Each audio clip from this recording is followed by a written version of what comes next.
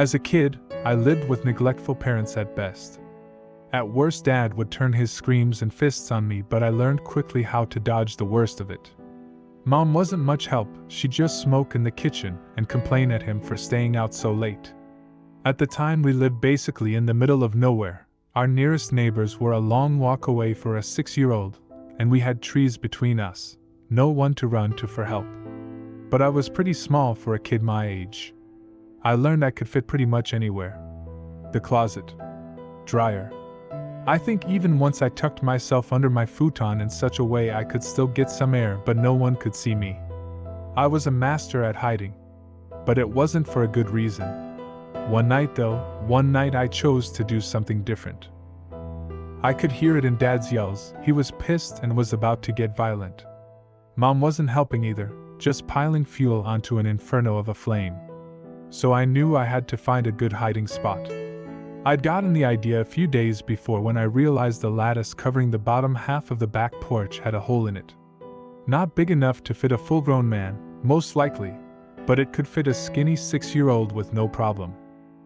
So wrapping myself up in my blanket and grabbing my hippo stuffy, I snuck out my window and ran into the backyard. In the middle of autumn, when it was 40 degrees out and the temperature was steadily dropping, I crawled under the porch, scraping my elbows and getting splinters in my palms, but I fit inside. It was actually quite spacious compared to most of my hiding spots. I couldn't sit up all the way, but I had plenty of room to spread out my limbs. Of course, I was also getting covered in dirt.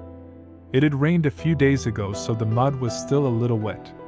I wrapped myself in my blankie the best I could and settled in for the night. But soon, even with my blankie and my hippo, my teeth were chattering so hard I could barely breathe. I didn't want to go back inside though, knowing if my dad caught me I'd be in for the whipping of my life. So I had to tough it out. "Honey, are you cold?" That voice was not the voice of my mother, scratchy from all the smoking and screeching she did. It was sweet like honey. I turned over to see the dim outline of a woman, lying on her stomach next to me. She had a pretty butterfly necklace and was just as dirty as I was. I nodded, not wondering how she'd been down there without me noticing. The woman's belly crawled forward and wrapped her arms around me, and suddenly I became warm. Like I was sitting next to a campfire. I snuggled into her arms, not minding the mud. After all, we were both dirty. "You've gotten so big," the woman said, examining my face. "How old are you now, Alex?" 6. How did I know this woman again? I didn't think I did. 6, the woman gasped. "You're all grown up then. I'm so happy." She sighed pleasantly and stroked my hair. I'd never felt so cozy in my life. "What's your name?" I asked. She smiled. I could hear it in her voice. "I'm Lily." "What's your favorite thing to do?" I had to think for a second. "I like board games. And coloring."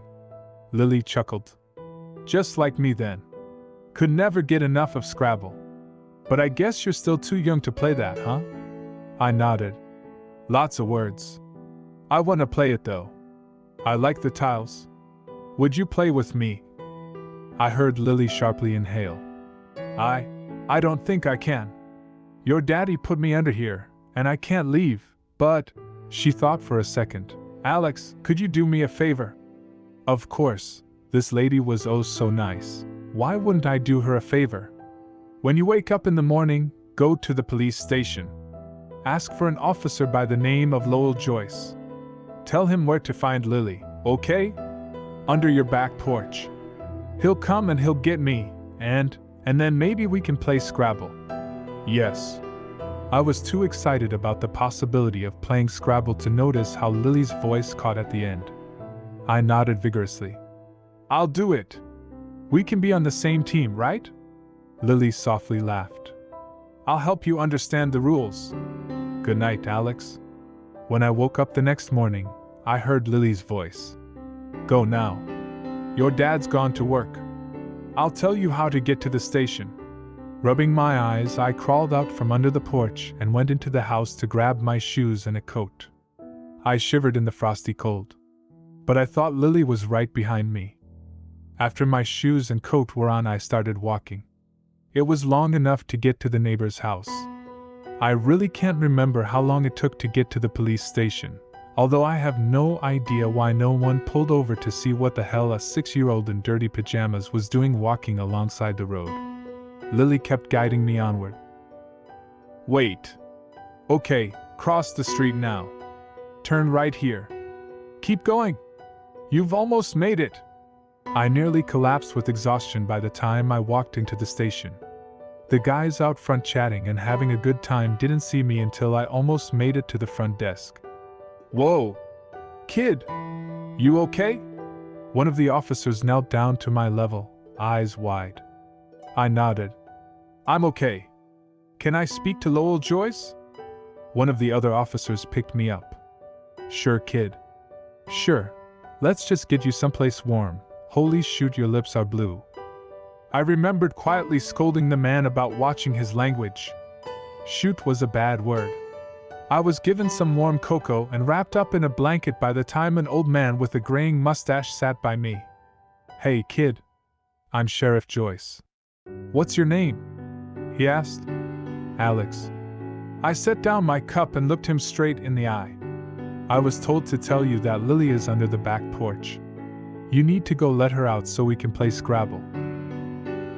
I had never seen a grown man turn pale before.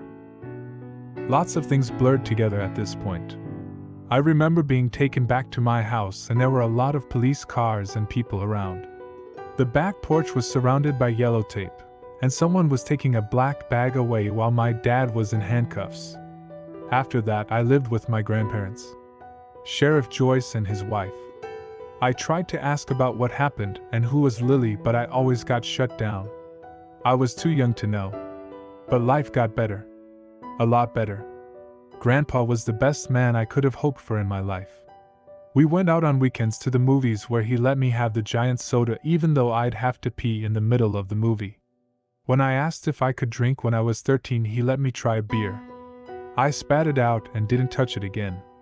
He never judged me for my love of art, letting me paint my own bedroom multiple times over the years. I felt safe around him. He never laid a hand on me.